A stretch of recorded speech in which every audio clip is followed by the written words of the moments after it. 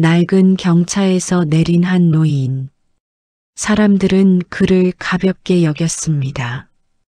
초라한 차, 해진 옷, 구부정한 허리. 그 모든 것이 그를 판단하는 기준이 되었지요.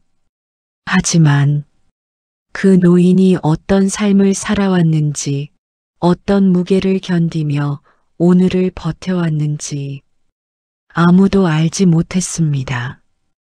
그리고 어느 날 그를 비웃던 사람들은 충격적인 사실 하나와 마주하게 됩니다. 세상에, 그 노인이 바로 은행의 최대 주주였다면 여러분은 믿으시겠습니까? 지금부터 들려드릴 이야기는 겉모습만 보고 사람을 판단했다가 큰 깨달음을 얻게 된 어느 날의 실화입니다. 서울 외곽의 작은 동네, 이른 새벽 공기는 아직 차가웠습니다. 나는 올해 72, 평생을 작은 철물점을 운영하며 살아온 평범한 노인입니다. 새벽 5시, 알람이 울리기도 전에 눈이 떠집니다. 아마도 수십 년간 몸에 밴 습관이겠죠. 허리를 한번 쭉 펴고 일어나 작은 부엌으로 향합니다. 오래된 주전자에 물을 받아 가스레인지 위에 올려놓으면 곧 물이 끓으며 모락모락 김이 올라옵니다. 그 소리를 들으며 혼자 조용히 아침을 맞이하는 것이 내 하루의 시작입니다. 아내가 떠난 지도 벌써 3년이 지났습니다. 처음에는 혼자 남겨진 시간들이 견딜 수 없이 외로웠습니다. 아침마다 아내가 만들어주던 된장찌개 냄새도, 저녁이면 함께 보던 뉴스 시간도 이제는 모두 혼자입니다. 하지만 사람은 적응하는 동물이라고 했던가요? 이제는 이 반복되는 일상이 오히려 위안이 됩니다. 변화도 소란도 없는 하루. 그렇게 살아가면 마음이 덜 아프니까요. 차 한 잔을 마시고 간단히 식사를 마친 후 나는 늘 하던 대로 철물점으로 향할 준비를 했습니다. 가게는 집에서 차로 10분 거리에 있습니다. 사실 걸어갈 수도 있는 거리지만 나이가 들수록 허리와 무릎이 말을 듣지 않아 차를 이용합니다. 내 차는 15년도 더 된 낡은 경차입니다. 차체 곳곳에 녹이 슬었고 페인트도 군데군데 벗겨져 있습니다. 젊은 사람들이 보면 아마 저런 차가 아직도 다니나 싶을 겁니다. 하지만 이 차는 나에게 특별합니다. 아내와 함께 장을 보러 다녔고 손자들을 태워 공원에도 다녔던 차입니다. 아내가 마지막으로 타고 병원에 갔던 차이기도 합니다. 그날도 별반 다르지 않은 아침이었습니다. 차 시동을 걸려는데 이상하게 시동이 한 번에 걸리지 않았습니다. 한두 번 더 시도하자 겨우 드르륵 거리는 소리와 함께 시동이 걸렸습니다. 아, 이제 정말 고장 나려나 보다. 나는 한숨을 쉬며 생각했습니다. 이 차를 고치자니 돈이 아까웠고 그렇다고 새 차를 사자니 굳이 그럴 필요가 있나 싶었습니다. 나 혼자 철물점 왔다 갔다 하는 데는 이 차면 충분하니까요. 하지만 시동이 점점 불안정해지는 게 느껴졌습니다. 가다가 멈추면 위험할 수도 있겠다 싶어 나는 근처 대형마트에 있는 정비소에 들르기로 결정했습니다. 아침 일찍이라 도로는 한산했고 마트 주차장도 텅 비어 있었습니다. 정비소 입구에 차를 세우고 내렸습니다. 아직 이른 시간이라 그런지 직원들이 밖에서 담배를 피우며 한가롭게 이야기를 나누고 있었습니다. 젊은 직원 둘이었는데 아마 26쯤 되어 보였습니다. 내가 차에서 내리자 그들이 내 쪽을 힐끗 보더니 서로 눈을 마주치며 웃음을 터뜨렸습니다. 작은 소리였지만 충분히 들릴 만큼의 크기였습니다. 저런 차 아직도 타시는 분 있네? 봐, 번호판 좀 봐. 완전 구형이야. 관리도 잘 안 하신 것 같은데? 요즘 시대에 저런 차를 참나. 그들의 목소리에는 노골적인 비웃음이 섞여 있었습니다. 나는 들리지 않은 척했지만 그들의 시선이 마치 내 옷깃을 잡아당겨 모욕을 확인시키는 것 같았습니다. 그저 경차에서 내렸다는 이유만으로, 늙었다는 이유만으로 사람을 가볍게 보는 눈빛들. 사실 이런 시선은 처음이 아닙니다. 요즘 세상에 노인네가 낡은 차를 타고 다니면 사람들은 자연스럽게 가난하다, 초라하다고 단정 짓습니다. 마트에서도, 은행에서도, 식당에서도 마찬가지입니다. 나이 든 사람을 대하는 사회의 시선이 점점 차가워지는 것을 느낍니다. 익숙하다 못해 무뎌졌지만 그날따라 마음 한구석이 더 서늘해졌습니다. 나는 마음을 다잡고 정비소 사무실로 걸어갔습니다. 사무실 안에는 또 다른 젊은 직원이 컴퓨터 앞에 앉아 있었습니다. 내가 들어서자 형식적으로 고개를 돌리더니 내 모습을 훑어보고는 시큰둥한 표정을 지었습니다. 어르신, 무슨 일로 오셨어요? 어르신이라는 호칭은 공손해 보이지만 그의 목소리에는 존중이 담겨 있지 않았습니다. 오히려 나이 많은 손님을 대하는 귀찮음이 묻어났습니다.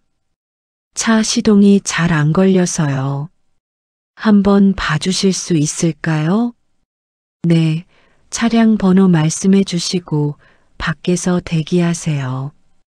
시간 좀 걸릴 겁니다. 그는 내 차량 번호를 받아 적으며 대충 고개를 끄덕였습니다. 나는 대기실로 향했습니다.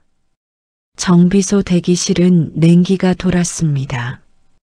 난방이 약하게 틀어져 있었지만 이른 아침 공기는 여전히 차가웠습니다. 의자들은 딱딱한 플라스틱 재질이었고 벽에 걸린 TV에서는 소리가 거의 들리지 않는 광고만 반복되고 있었습니다. 대기실에는 나 말고도 한두 명의 손님이 더 있었습니다. 그들은 모두 젊은 사람들이었고 스마트폰을 들여다보거나 이어폰을 끼고 있었습니다. 아무도 나를 쳐다보지 않았습니다. 나는 구석 자리에 앉아 조용히 기다렸습니다. 창밖으로 정비소 직원들이 차를 살펴보는 모습이 보였습니다. 내 차 앞에 서 있던 직원이 보닛을 열더니 고개를 저으며 옆 동료에게 뭐라고 말했습니다. 두 사람이 다시 웃었습니다. 저들은 내 차를 보며 비웃고 있구나. 나는 그 모습을 보며 마음이 무거워졌습니다. 차는 그저 이동수단일 뿐인데 왜 사람들은 차로 사람의 가치를 판단하려 할까요? 비싼 차를 타면 대접받고 낡은 차를 타면 무시당하는 세상. 이게 옳은 건가요? 시간이 꽤 흘렀습니다. 30분쯤 지났을까요? 아까 그 젊은 직원이 대기실로 들어왔습니다. 그는 내 이름을 부르는 것이 아니라 경차 타고 오신 어르신이라고 불렀습니다. 마치 내 이름조차 기억할 가치가 없다는 듯이 네, 저요. 나는 자리에서 일어났습니다. 아저씨, 차 봤는데요. 그는 나를 아저씨라고 불렀습니다. 아까는 어르신이라고 했는데 말이죠. 이제는 대놓고 편하게 대하기 시작한 겁니다. 엔진이 완전히 낡았고요. 배터리도 거의 수명 다 됐어요. 솔직히 이거 손 뗄수록 돈만 나갑니다. 폐차를 진지하게 고려하시는 게 좋을 것 같은데요. 그의 목소리에는 성의가 없었습니다. 마치 이런 헛된 차나 끌고 다니는 노인을 대하는 태도였습니다. 나는 대답 대신 차 상태가 정확히 어느 정도인지 묻고 싶었습니다. 하지만 그 뒤에 서 있는 다른 직원이 내 눈을 피하며 숨죽여 웃는 모습이 보여 입을 닫았습니다. 말해봐야 더 무시당할 것 같았습니다. 수리비는 얼마나 나올까요? 내가 조심스럽게 묻자 직원은 손에 들고 있던 차트도 제대로 보지 않은 듯한 태도로 대답했습니다.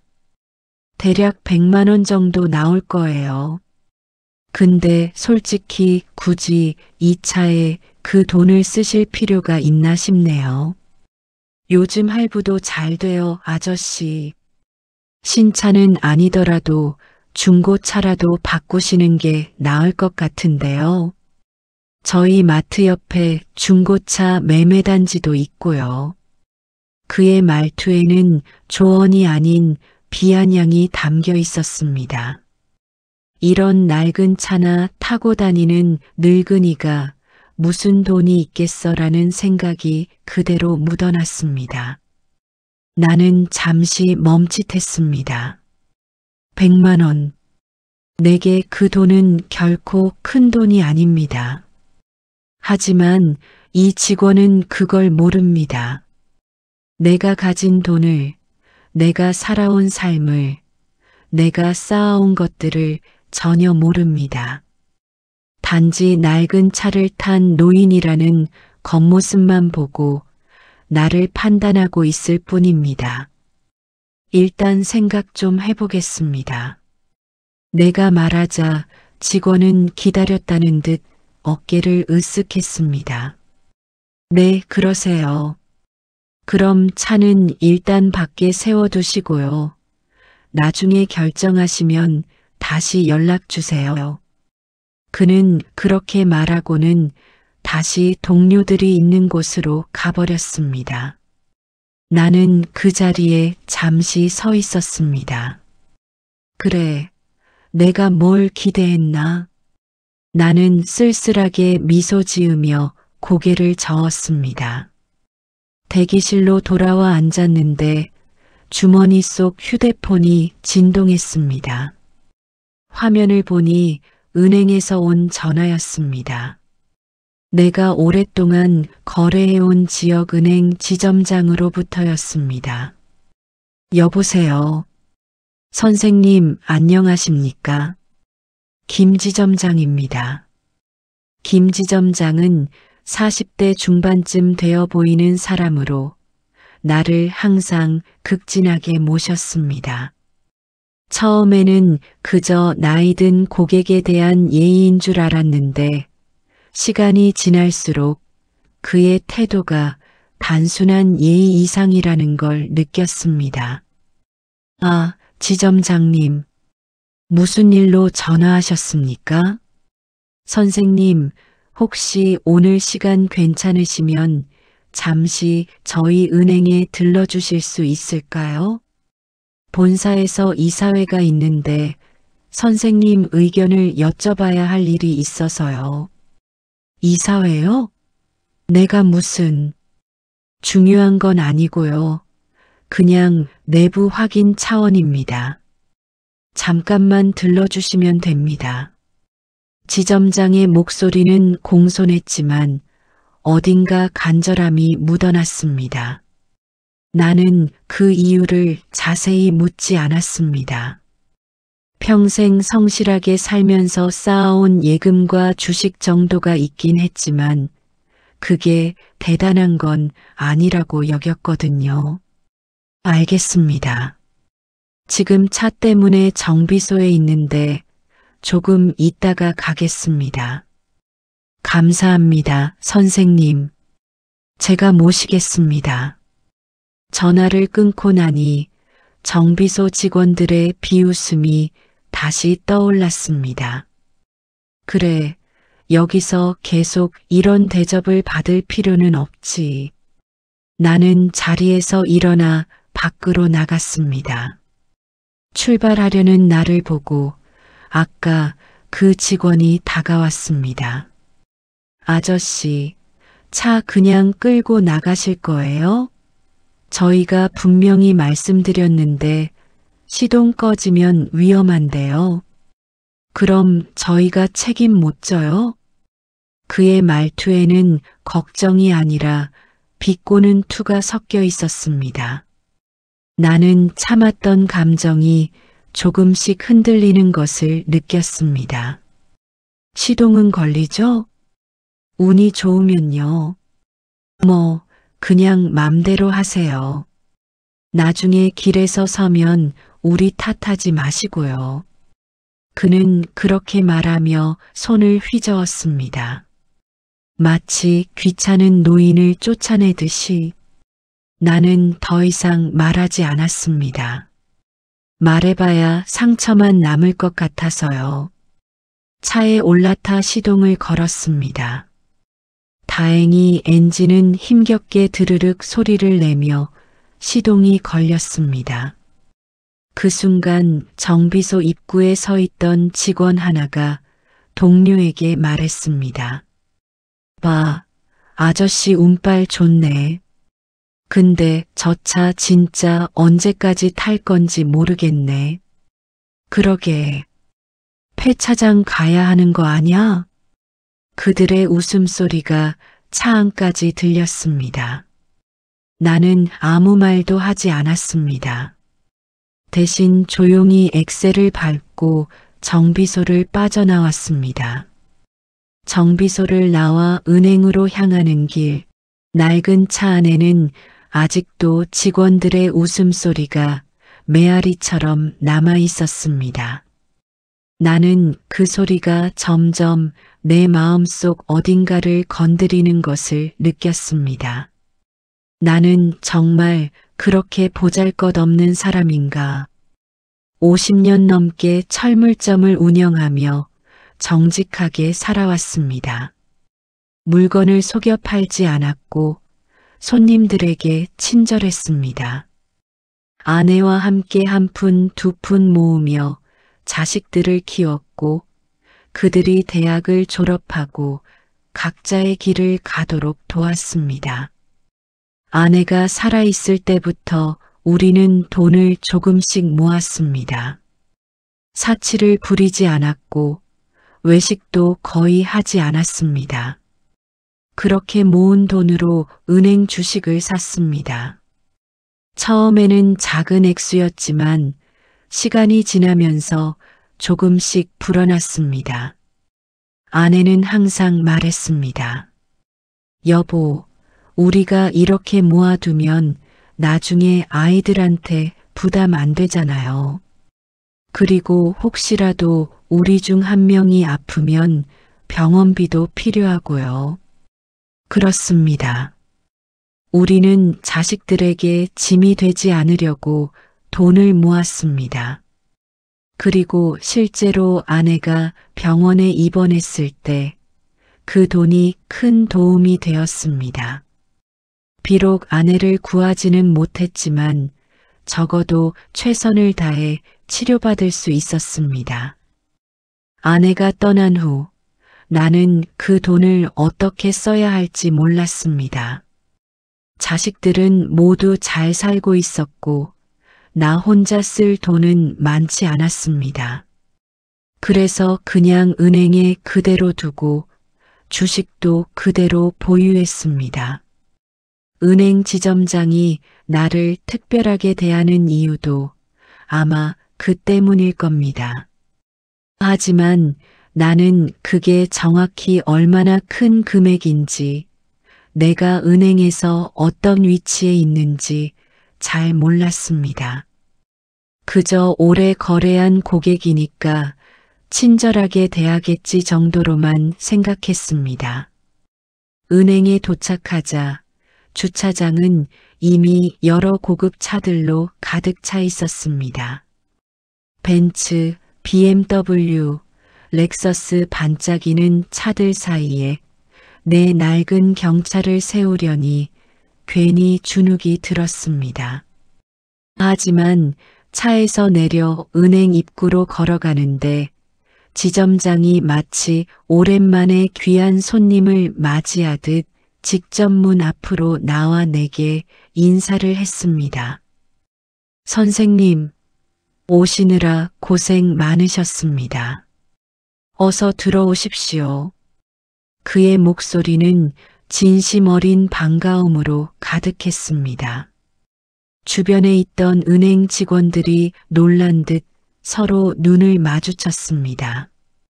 한 젊은 여직원이 작은 소리로 동료에게 속삭였습니다. 저분이 누구시길래 지점장님이 직접 나오셨지? 몰라. 첫 번째 보는데 VIP인가 봐. 나는 그들의 시선을 느끼며 지점장을 따라 안으로 들어갔습니다. 정비소에서 받았던 시선과는 완전히 달랐습니다. 존중이 담긴 무게가 있는 눈빛. 지점장은 나를 엘리베이터로 안내했습니다. 1층 로비를 지나 VIP 전용 엘리베이터 앞에 서자 그는 카드키를 찍어 문을 열었습니다. 선생님, 이쪽으로 모시겠습니다. 엘리베이터 안은 조용했습니다. 은은한 조명과 부드러운 음악이 흘러나왔습니다. 지점장은 내 옆에 서서 공손하게 말했습니다. 오늘 회의에 선생님 의견을 참고해야 할 일이 있습니다. 본사에서 특히 강조해서 요청한 부분이라 나는 의아했습니다. 내 의견이라니요? 나는 그냥 평범한 고객 아닌가요? 지점장은 순간 나를 바라보며 조심스럽게 미소 지었습니다. 선생님께서는 저희 은행 최대 개인 주주십니다. 본사가 모를 리가 없죠. 지점은 더더욱 그렇고요. 그 말이 내 귀를 때리는 순간 나는 마치 세상이 멈춘 듯한 기분을 느꼈습니다. 최대 주주? 나는 숨을 삼켰습니다. 그 단어가 내 이름 앞에 붙을 줄은 평생 상상도 하지 못했습니다. 그게 무슨 말씀이신지. 선생님께서 보유하고 계신 주식이 개인 투자자 중에서는 가장 큽니다. 게다가 투자 기간도 20년이 넘으셨고요. 본사에서는 선생님을 매우 중요한 분으로 여기고 있습니다. 지점장의 설명을 들으며 나는 과거를 떠올렸습니다. 20여 년 전 아내와 함께 은행에 예금을 하러 갔을 때였습니다.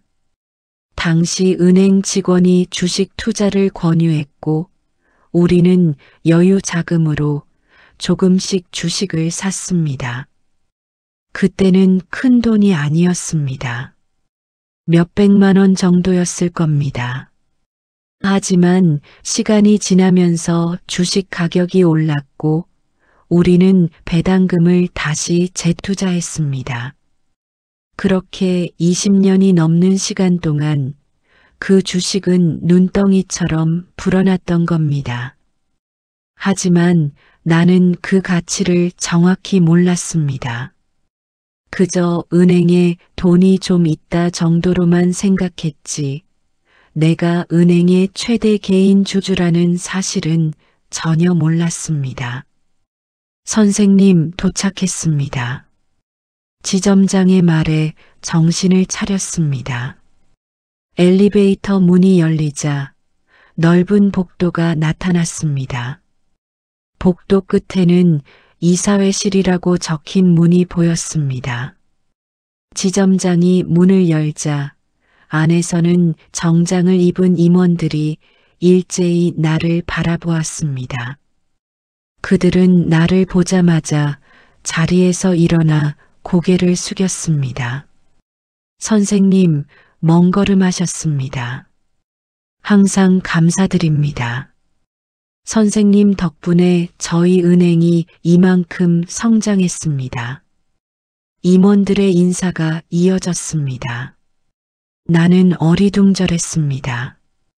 평생 철물점 주인으로 살며 누군가에게 이렇게 극진한 예우를 받아본 적이 없었습니다. 회의는 격식 있게 진행되었습니다. 은행의 주요 사업 방향부터 신사업 추진 계획까지 내가 전혀 알지 못했던 이야기들이 오갔습니다. 임원들은 프레젠테이션 자료를 보여주며 설명했고 중간중간 선생님 의견은 어떠신지라며 내게 조심스럽게 질문을 던졌습니다. 선생님, 이번 디지털 뱅킹 확대 방안에 대해 어떻게 생각하십니까? 저희가 추진하려는 중소기업 대출 확대 정책이 적절하다고 보시는지요? 나는 당황스러웠습니다. 나 같은 노인이 이런 회의에서 무슨 말을 할 수 있겠습니까? 하지만 그들은 내 대답을 진심으로 기다리고 있었습니다. 저는 잘은 모르겠습니다만 나는 조심스럽게 입을 열었습니다. 제가 철물점을 오랫동안 운영하면서 느낀 건 고객의 신뢰가 가장 중요하다는 겁니다. 디지털이든 뭐든 결국 사람들이 믿고 맡길 수 있는 은행이 되어야 한다고 생각합니다. 임원들은 진지하게 고개를 끄덕였습니다. 맞습니다. 선생님 말씀이 핵심을 찌르셨습니다. 신뢰, 그게 바로 저희가 추구해야 할 가치입니다. 회의는 약 1시간 정도 이어졌습니다. 그 시간 동안 나는 평생 경험해보지 못한 존중을 받았습니다. 회의가 끝나고 지점장은 나를 별도의 응접실로 안내했습니다. 고급스러운 소파와 테이블이 있는 조용한 공간이었습니다. 직원이 차를 내오자 지점장은 부드럽게 말을 꺼냈습니다. 선생님, 사실 본사에서도 선생님을 정중히 모셔야 한다는 지침이 내려와 있습니다. 투자 기간과 규모로 보면 개인 최대 주주이시고 무엇보다 20년 넘게 한결같이 저희 은행을 신뢰해 주셨으니까요. 그는 차를 한 모금 마신 후 말을 이었습니다. 혹시 저희 직원들의 태도나 서비스가 조금이라도 불편하셨다면 언제든 말씀해 주세요. 즉시 개선하겠습니다. 그 말에 나는 정비소에서의 일을 떠올렸습니다. 나를 무시하고 비웃던 그 젊은 직원들. 그들은 내 경제적 상황은 물론 성격이나 삶의 방식조차도 모릅니다. 단지 낡은 경차에서 내렸다는 이유만으로 깔보고 하찮게 여겼던 겁니다. 지점장님, 나는 잠시 망설이다가 입을 열었습니다. 사실 오늘 오기 전에 정비소에 들렀습니다. 아, 그러셨군요. 거기서 조금 불쾌한 일이 있었습니다. 나는 정비소에서 있었던 일을 차근차근 이야기했습니다. 직원들이 내 차를 보며 비웃었던 일, 나를 대하는 무례한 태도, 그리고 마치 쓸모없는 노인을 대하듯 했던 말투까지 모두 말했습니다. 지점장은 점점 표정을 굳히더니 깊은 한숨을 내쉬었습니다. 선생님, 그런 일이 있으셨군요. 어느 정비소입니까? 대형마트 안에 있는 정비소입니다. 아, 거기요. 저희 은행과 협력 관계에 있는 곳인데, 지점장은 잠시 생각하더니 말했습니다. 그 정도 태도라면 문제가 심각합니다. 바로 확인하겠습니다.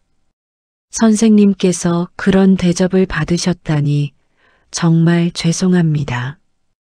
그는 즉시 휴대폰을 꺼내 전화를 걸려고 했습니다. 하지만 나는 그의 손목을 살며시 잡고 말했습니다.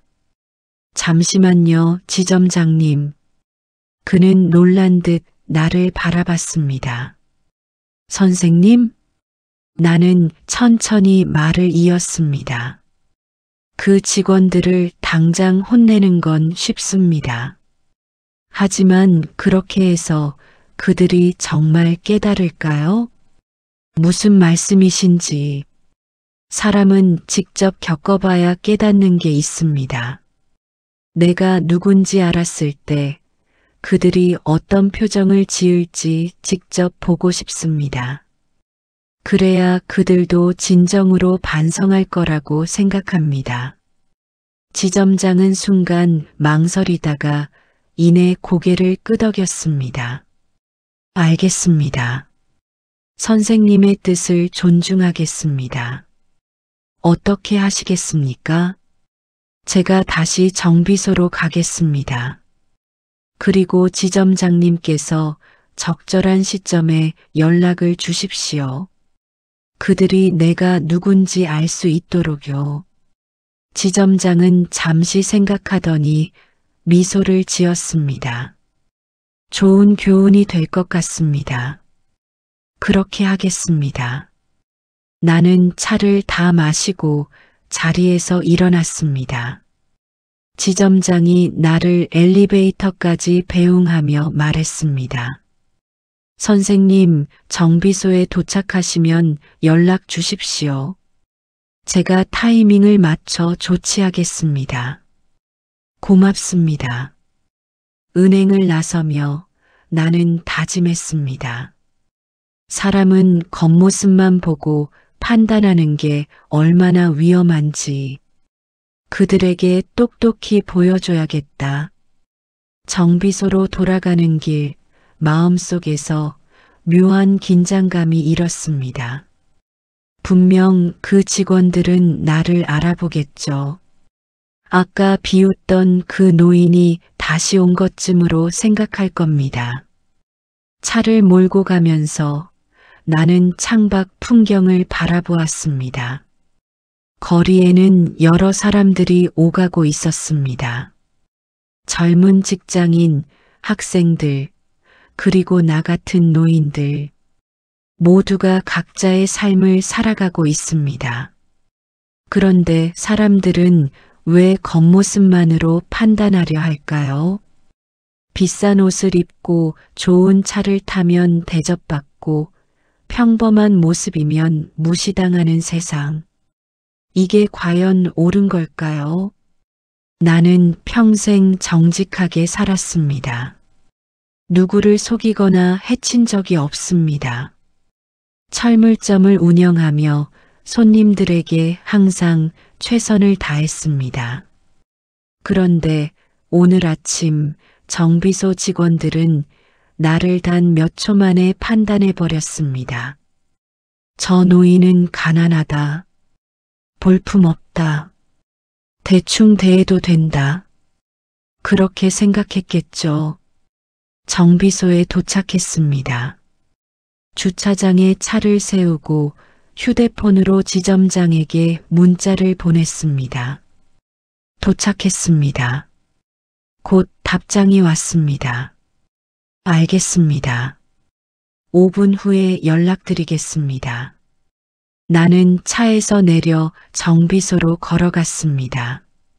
마침 아까 나를 무시하던 직원이 정문 앞에서 담배를 피우며 서 있었습니다. 그는 내 차를 보자마자 얼굴을 찡그렸습니다. 아, 아저씨 또 오셨어요? 그의 목소리에는 여전히 무례함이 묻어났습니다. 제가 분명 말씀드렸죠. 이 차는 수리해봐야 소용없다고요. 그냥 바꾸시는 게 차를 다시 한번 봐주실 수 있을까요? 내가 공손하게 말하자 그는 귀찮다는 표정을 지었습니다. 아이고 아저씨, 저희도 바쁜데요. 아까 다 설명드렸잖아요. 그래도 한 번만 더 부탁드립니다. 나는 낮은 자세로 말했습니다. 그는 한숨을 쉬며 담배를 버렸습니다. 알겠어요. 잠깐만 기다리세요. 그때였습니다. 그의 휴대폰이 갑자기 울렸습니다. 화면을 확인한 그는 순간 표정이 굳었습니다. 본사? 그는 급히 전화를 받았습니다. 네, 여보세요? 통화 내용이 조금씩 들렸습니다. 네네, 본사장님 지금요? 네네. 그의 목소리가 점점 떨리기 시작했습니다. 은행 고객님이요? 누구아? 네네, 알겠습니다. 통화를 마친 그는 창백한 얼굴로 나를 바라보았습니다. 아저씨 혹시 은행에서 오신 분 맞으십니까? 나는 조용히 고개를 끄덕였습니다. 직원의 얼굴이 더욱 하얗게 질렸습니다. 그는 급히 정비소 안으로 뛰어들어갔습니다. 점장님, 큰일 났어요.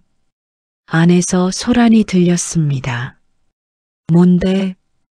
아까 그 어르신 은행 VIP 고객이시래요. 뭐? 점장의 놀란 목소리가 들렸습니다. 본사에서 지금 당장 연락 왔어요. 고객 응대 평가한다고. 순간 정비소 안이 술렁거리기 시작했습니다.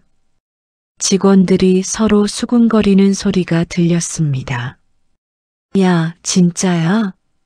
그 노인분이? 아까 우리가 비웃었는데 완전 큰일 났네.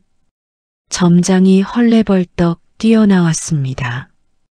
그는 땀을 흘리며 내게 다가왔습니다. 선생님, 오셨으면 미리 말씀을 해주셨으면 저희가 몰라 뵙고. 나는 점장의 말에 잔잔한 미소를 지었습니다. 말해도 당신들이 믿었겠습니까? 점장은 말문이 막힌 듯 고개를 떨궜습니다. 정비소 직원들이 하나둘씩 밖으로 나왔습니다. 아까 나를 비웃던 직원, 무례하게 대했던 직원, 모두가 창백한 얼굴로 서 있었습니다. 점장이 먼저 입을 열었습니다. 선생님, 정말 죄송합니다. 저희가 신뢰를 많이 범했습니다. 은행에서 연락이 왔습니까? 네, 본사에서 직접 연락이 왔습니다. 선생님께서 은행의 최대 개인 주주시라고, 그리고 저희 서비스 평가를 즉시 실시한다고 통보받았습니다. 직원들의 얼굴에서 핏기가 싹 가셨습니다. 그들은 이제야 깨달은 겁니다. 자신들이 얼마나 큰 실수를 저질렀는지. 나는 천천히 그들을 바라보며 말했습니다. 내가 누군지는 중요하지 않습니다. 직원들이 고개를 들어 나를 바라봤습니다. 여러분이 어떻게 손님을 대하는지가 중요하죠. 나는 말을 이었습니다. 나 같은 노인이든 비싼 차를 타고 오는 사람이든 기본적인 예의를 지키는 게 그렇게 어려운 일입니까? 점장이 고개를 숙였습니다. 죄송합니다. 저는 그저 낡은 차를 타고 온 노인일 뿐입니다. 하지만 여러분은 제가 차에서 내리는 순간부터 저를 비웃었죠. 아까 담배를 피우던 젊은 직원이 떨리는 목소리로 말했습니다. 정말 죄송합니다. 제가 잘못했습니다.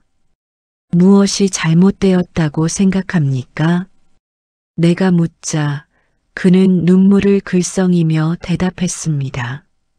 선생님을 겉모습만 보고 판단했습니다.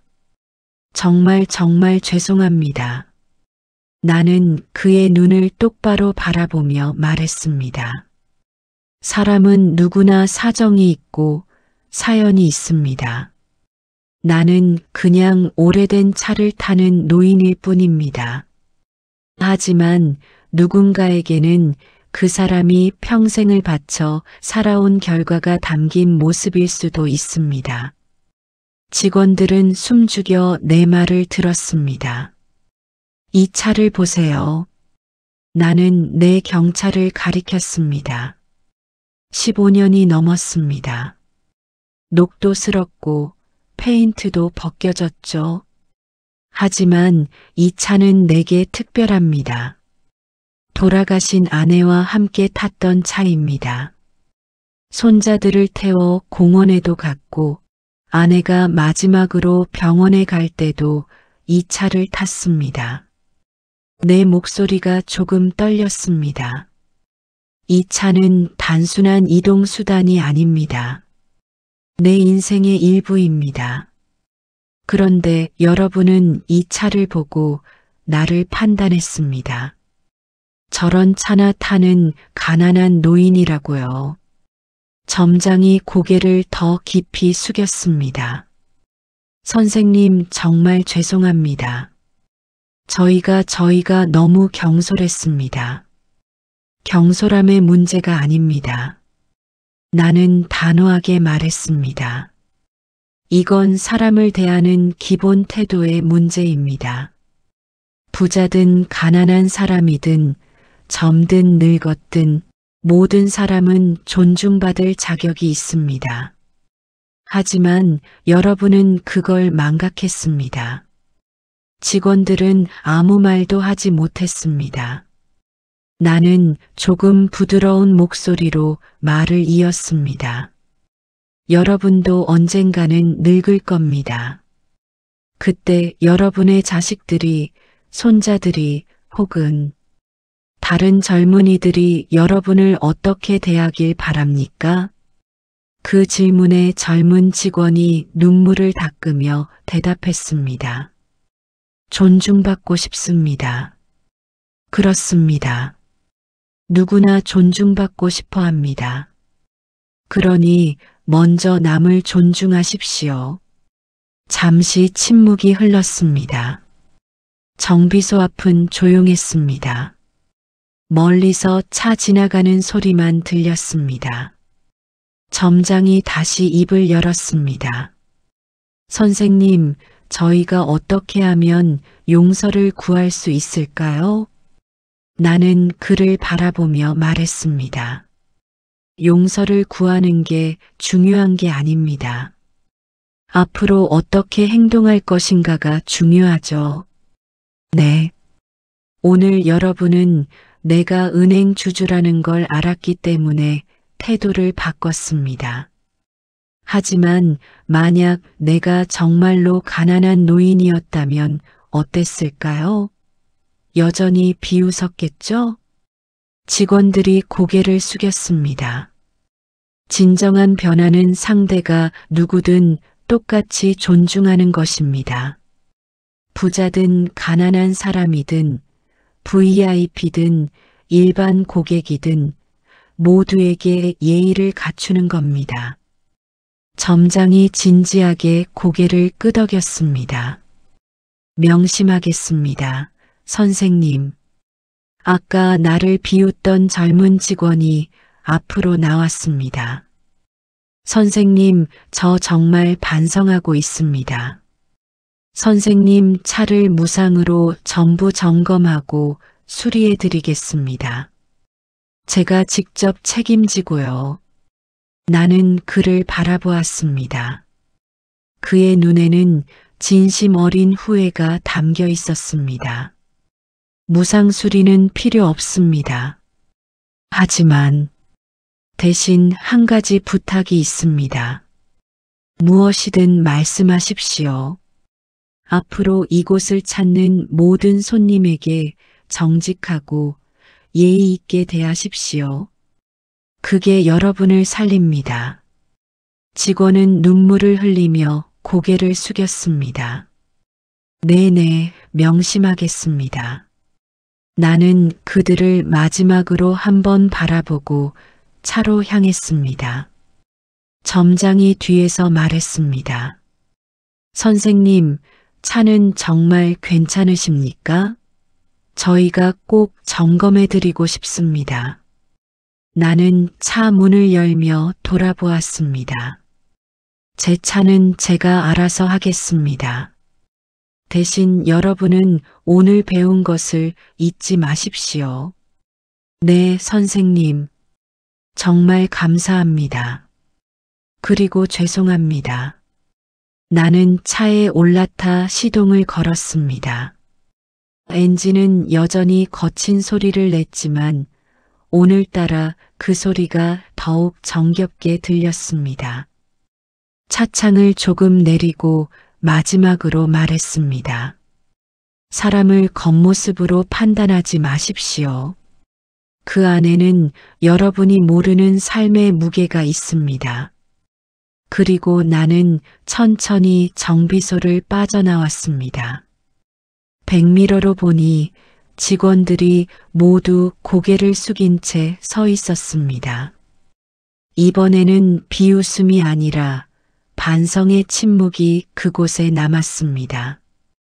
정비소를 벗어나 집으로 향하는 길, 차창 밖으로 부는 바람이 유난히 따뜻하게 느껴졌습니다.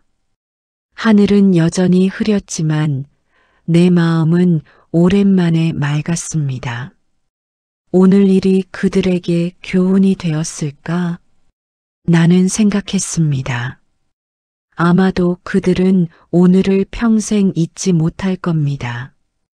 자신들이 비웃던 노인이 은행의 최대 주주였다는 사실, 그리고 그 노인이 자신들을 혼내는 대신 삶의 교훈을 준 것. 사람들은 종종 겉으로 보이는 것만 보고 판단합니다. 좋은 차를 타면 부자, 낡은 차를 타면 가난한 사람, 비싼 옷을 입으면 성공한 사람, 평범한 옷을 입으면 실패한 사람. 그렇게 단순하게 세상을 바라봅니다. 하지만 진짜 가치는 겉으로 드러나지 않습니다.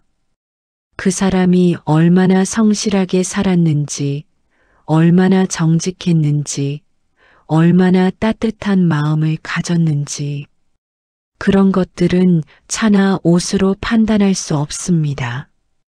나는 평생 철물점을 하며 많은 사람들을 만났습니다.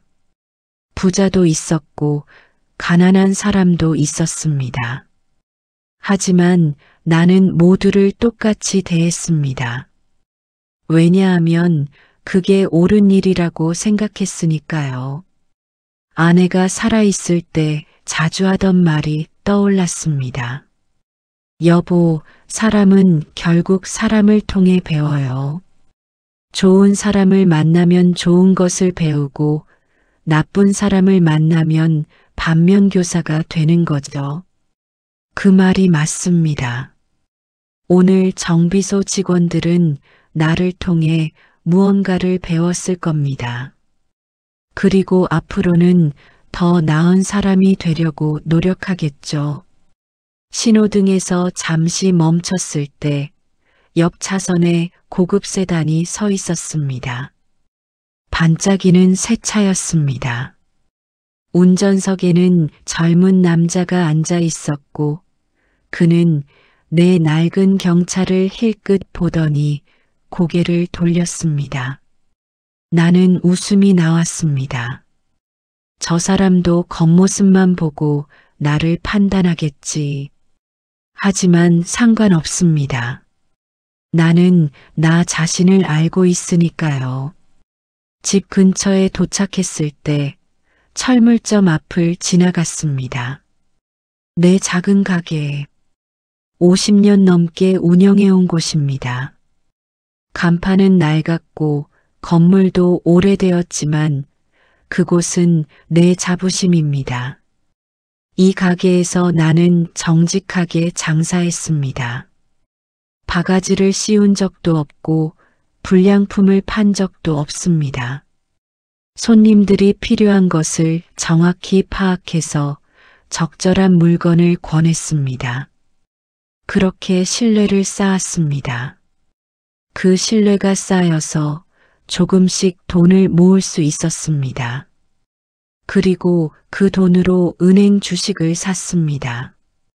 20년이 넘는 시간 동안 묵묵히 보유했고 결국 최대 개인 주주가 되었습니다. 하지만 그게 중요한 게 아닙니다. 중요한 건 과정입니다. 정직하게 살아온 세월, 성실하게 일한 시간, 그리고 누구에게나 예의를 갖춘 태도, 그것들이 쌓여서 오늘의 내가 된 겁니다.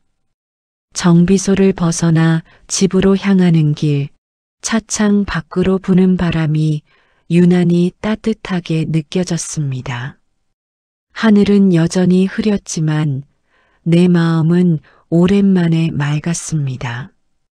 오늘 일이 그들에게 교훈이 되었을까?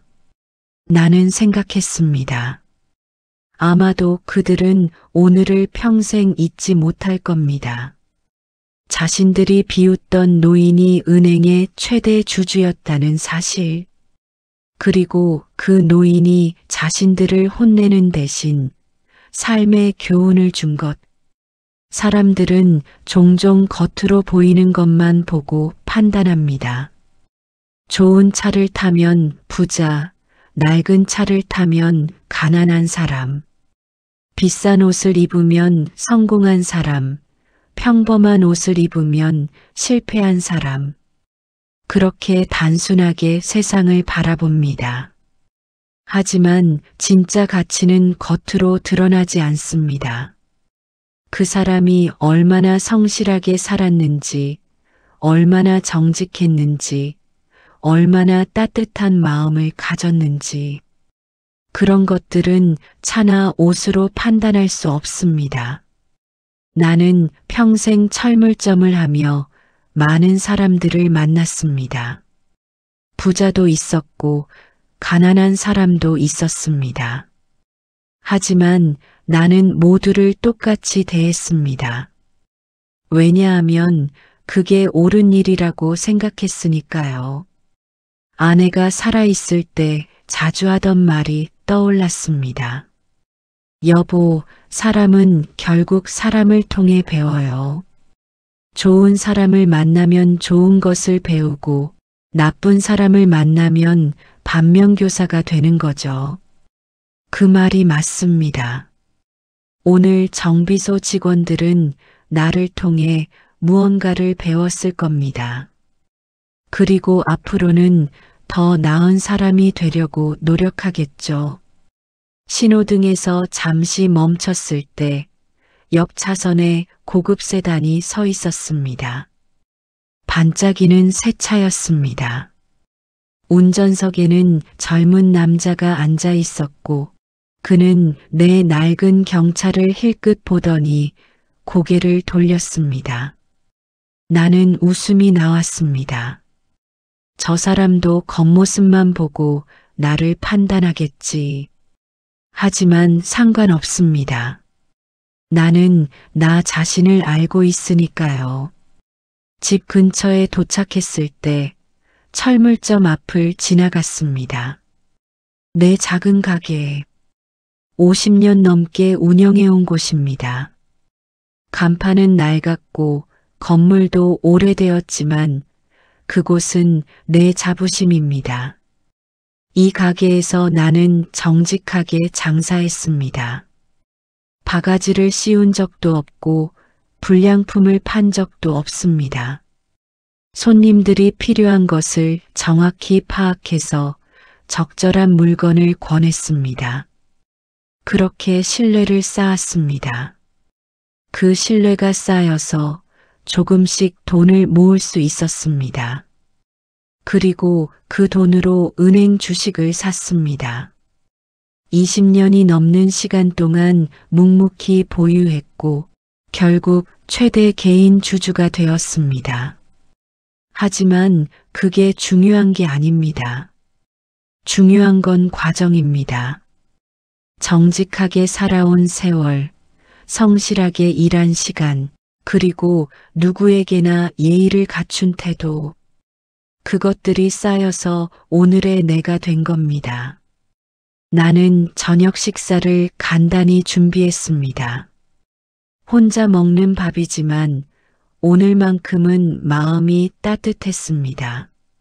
식사를 마치고 뉴스를 보다가 문득 생각했습니다. 세상에는 나 같은 노인이 얼마나 많을까?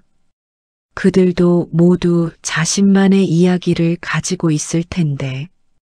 거리에서 만나는 노인들, 버스 정류장에서 기다리는 할머니, 공원에서 산책하는 할아버지, 마트에서 장을 보는 어르신들. 그들 모두에게는 살아온 세월이 있고 쌓아온 이야기가 있습니다. 하지만 사람들은 그들을 그저 노인으로만 봅니다.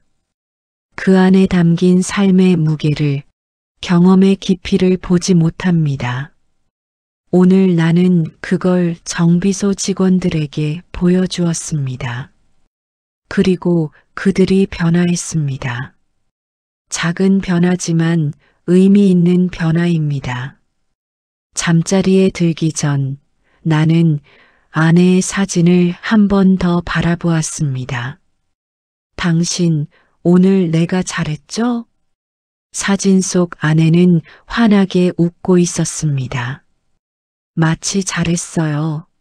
여보라고 말하는 것 같았습니다. 나는 미소 지으며 불을 끄고 잠자리에 들었습니다. 내일은 또 평범한 하루가 시작될 것입니다. 새벽 5시에 일어나 주전자에 물을 끓이고 철물점으로 가겠죠. 낡은 경차를 타고. 하지만 이제는 알고 있습니다. 평범함 속에도 가치가 있다는 것을. 그리고 그 가치는 누구도 함부로 판단할 수 없다는 것을. 긴 하루가 끝났습니다. 하지만 오늘 배운 마음 한 조각은 내 남은 인생을 더 따뜻하게 밝혀줄 것입니다.